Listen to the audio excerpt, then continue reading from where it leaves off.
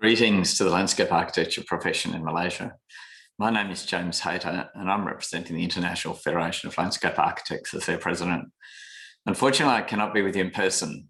It seems that all of our conferences are now being held in a virtual world.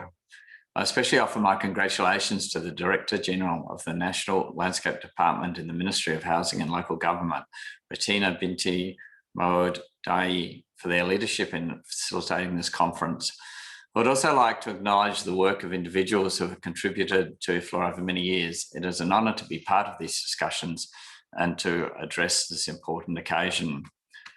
ILAN, the Institute of Landscape Architects Malaysia, has been a long-standing member of IFLA. I particularly wish to acknowledge a former Vice President of IFLA and President of the Asia Pacific region, Data Ismail, as one of the great contributors to the profession of landscape architecture in both Malaysia and more broadly in Southeast Asia. Data Ismail has been a significant figure in IFLA, and his contribution is well acknowledged in the establishment of the profession and its professional association in 1981, and as a committee member and office holder in IFLA. This is important to our discussions at this conference, given the legacy of 40 years of established practice and formal organisation of the landscape architecture profession in Malaysia. I'll address this more later, as I feel post-COVID we need to open up practice more between localities, regions and countries. But to do this, we also need to have in place regulatory structures and mutual agreements that also protect local economies and ensure professional standards. It would seem that the landscape architecture profession in Malaysia is well placed to participate in the global practice of landscape architecture, and for us, certainly to learn from your example. The International Federation of Landscape Architects was established in 1948 at a time when professional bodies globally sought cooperation and unity after the Second World War. The aims of IFLA have not changed since its establishment. They are just as relevant today. Firstly, to establish, develop and promote the profession, discipline and education of landscape architecture. Secondly, to establish, develop and promote the highest standards of education and professional practice, including widening the definitions of practice and the areas of expertise within the landscape architecture profession. And thirdly, to develop and promote international exchange of knowledge, research, skills and experience in landscape architecture across all cultures and communities. Today, IFLA has 77 members comprising professional landscape architecture associations in all regions of the world. It's a professional body. We meet once a year for a World Council meeting and Congress. One of IFLA's objectives is leadership at a global level, and we use our annual meeting to set an agenda through our business plan, which is called Plan IFLA, for the next year. In 2019, our agenda was climate change, and the declaration made by World Council delegates in Oslo in September 2019 has had an important effect in reaffirming the landscape architecture profession's commitment to using our skills in practice to positively contribute to mitigation of the effects of global warming. This year, our agenda was health, not only environmental health, but also community health and the establishment and maintenance of healthy economic, social and environmental ecosystems. The declaration made at our virtual World Council meeting in September 2020 is both a reminder and an important commitment to the values of the landscape architecture profession and reaffirmation of the role we can have in contributing towards the social and the environmental health of our planet. In 2021, our agenda is Indigenous cultures and the responsibility the landscape architecture profession has in securing recognition, participation and respect. This can be a foundation for our professional practice. In these themes, we are demonstrating the values that are inherent in the landscape architecture profession and, through advocacy, leading a focus towards the health of our global communities and our global landscapes. The last year has been a particularly difficult one for all of us, not only with COVID, but also with the frequency of natural disasters that have occurred globally. These have included devastating bushfires in my country, in Australia, and typhoons and floods in Southeast Asia that have resulted in massive disruption through loss of life in agricultural land. Our communities and our economies have suffered enormously. These events have made us even more conscious of climate change and our role as landscape architects as custodians of the land by our actions in the design and management of the environment. The last year has been the most difficult I can remember. The way COVID is being managed is reflective of many geographic, social and political factors. In Australia, COVID is managed successfully, but not with complacency. Until our populations are vaccinated, COVID will continue to disrupt our economies and our communities. We know that COVID has no boundaries. We as landscape architects understand this concept of boundaries. We design for a particular site, a neighbourhood or a region. These boundaries are the ones that COVID does not recognise, making it so difficult to control or influence spread. As we seek to increase regional and global cooperation in practice, we need to approach our response in ways that acknowledge and respect local environments and communities. This works for the profession of landscape architecture, as often the most interesting and relevant design work is derived from the local, whilst understanding and learning from the global. In this address, I'd like to reinforce again the importance of responding to the local. Landscape architecture derives from knowledge of place. We design for the particular characteristics of a place. There's climate, soils, vegetation, natural ecosystems, and of course the communities that use or inhabit that particular place. We can learn from local traditions and ways of doing things. Local culture and intuitive ways of life are not simple, nor are they simplistic.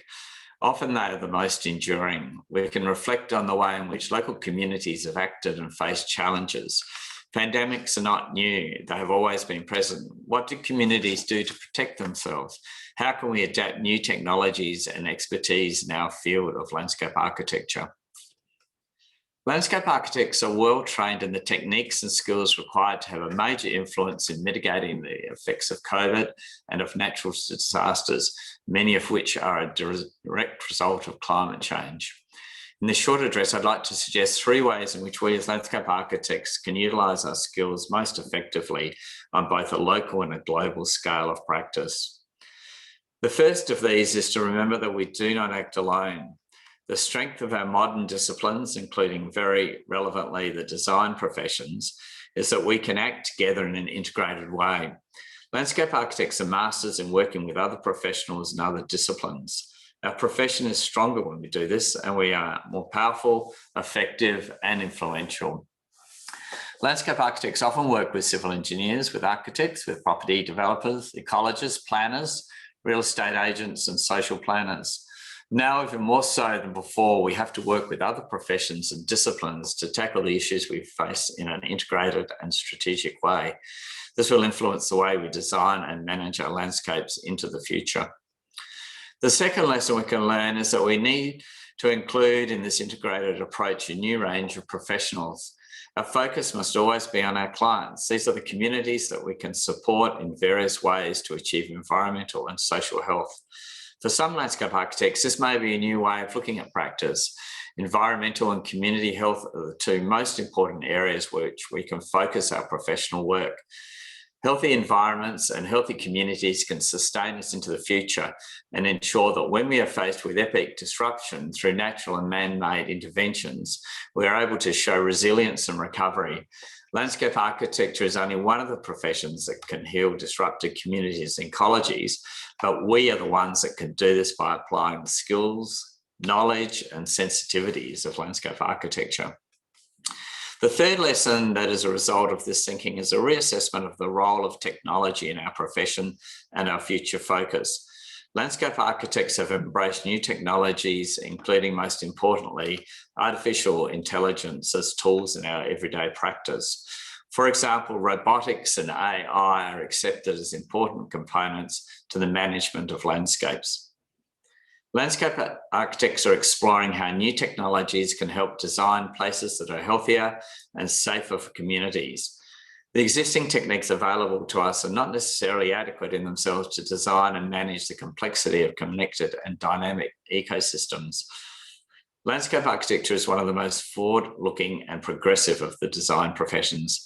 We need to leverage the huge advances made in technology and AI and incorporate the many benefits that can arise.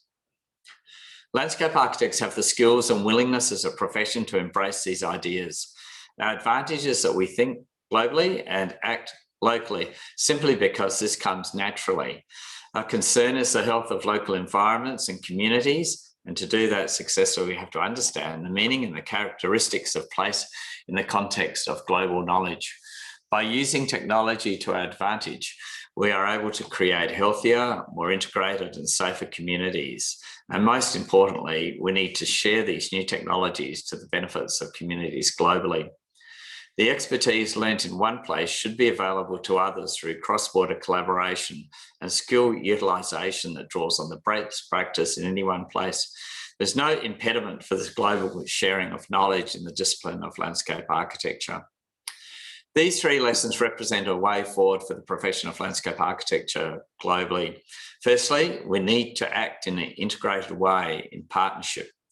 Secondly, we need to expand these partnerships to include health professionals and those concerned with supporting a movement towards healthy communities, both mentally and physically.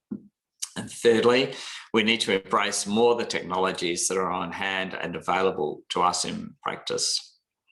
The timing is right to focus on the United Nations Sustainable Development Goals. This conference will reveal many important discussions and thoughts on how landscape contribute towards these global objectives. Let me finish my address by sharing how IFLA sees this contribution by landscape architects globally in support of the SDGs. If you bear with me, what I'd like to do is to go through each of the SDGs and then just make some commentary on how we in IFLA think that our organisation is addressing each of them in turn. So if I look at SDG 1, which is about no poverty, SDG 1 aims to end poverty worldwide. So landscape infrastructure can be a prime organiser of a city structure. Landscape architects work to create and maintain the urban forest, improve air quality, integrate low-cost urban food production, and produce low-cost materials for construction. SDG 2 is about hunger. So landscape architects promote action based on transformation, innovation, and resilience regarding food security and food sovereignty. So a crucial tool was the development of stable relationships between national and local governments, professional boards, and community associations. SDG 3 looks at good health and well-being. And landscape architects are primarily concerned with ecological health, the status of natural ecosystems and communities that inhabit them. The natural environment contributes towards the physical and mental health of our populations. SDG 4 looks at quality education. So education in landscape architecture is being adjusted to meet critical challenges facing the natural environment and communities globally. Nature-based solutions require technical skills and research in leadership that offers higher education. SDG 5 looks at gender equality. So sustainable design that is appropriate to place is inclusive. It considers and incorporates the needs and expectations of all community members. Number 6 looks at clean water and sanitation. So water management in urban areas requires new approaches that integrates knowledge about territorial patterns and processes into development of management practices. So landscape architects contribute their skills to the management of water resources and the delivery of water and sanitation services for billions of people. SDG 7 looks at affordability and clean energy, and good design reduces the need for heating and cooling. Mitigating the urban heat island effect by increasing tree canopy is one way landscape architects can contribute. SDG 8 looks at decent work and economic growth. So landscape architects create comfortable and safe workplaces that aid productivity. Healthy and attractive cities support sustainable economic growth. SDG 9 looks at industry, innovation and infrastructure. So landscape architects work on major infrastructure projects such as road and rail corridors that can have a positive effect on connecting communities and natural ecosystems. Landscape architecture can be a prime organiser of city structure. SDG 10 looks at reducing inequalities. So good design can be a catalyst for managing integration, migration and promoting a common ground. Responsible and well-managed migration policies can benefit economies and local communities. SDG 11 looks at sustainable cities and communities. So landscape architects apply nature-based solutions to sustainably protect, manage and regenerate natural or modified ecosystems, addressing social challenges effectively and adaptively while providing benefits for biodiversity and human well-being. SDG 12 looks at responsible consumption and production. So landscape architects develop and implement strategies to reduce food waste, responsibly manage chemicals and waste, and remediate contaminated and post-industrial sites. Landscape architects support sustainable consumption and focus on sustainable lifestyles. SDG 13 looks at climate action, and IFLA has declared that climate and biodiversity emergency and committed its members to the principles embedded in the United Nations SDG 13. So our commitment is the reduction of greenhouse gas emissions, the protection of nature, and the adoption of principles in ecosystem-based planning and design. SDG 14 looks at life below the water. Landscape architects can make a positive contribution towards an integrated and strategic approach to the management of blue-green infrastructure, including the reduction in discharge of nutrients, pollutants, sediments and debris from the land into waterways and the sea, and the management and attenuation of flooding.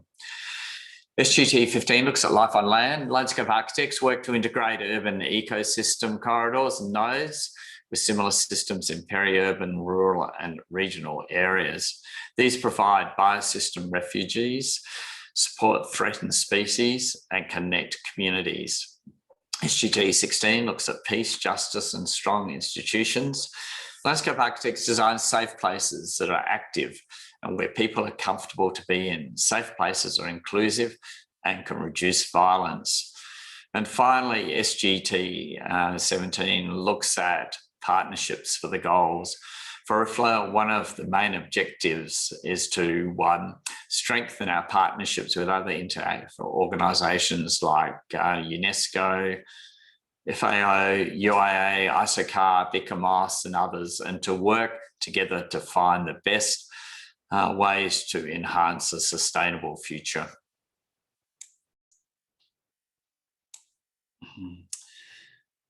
The United Nations Sustainable Development Goals provide us with a direction which we as a profession of landscape architecture and its related fields can support. For us, there's no choice, but an obligation to help connect natural environments and communities in fair and equitable ways. Finally, I'd like to again thank the Director General for inviting me to address this conference. My congratulations to you on this National Landscape Day.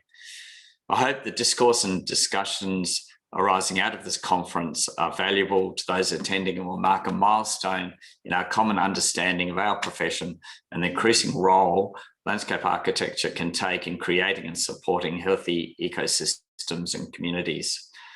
I share with you a desire to learn from these discussions and the lessons from your country that are so critical to the development of our profession globally. I also look forward to continuing the strong friendship between the profession of landscape architects in Malaysia and other landscape architects practicing globally. I'm very much looking forward to joining you again at the IFLA World Council meeting and Congress later this year to be held in Penang.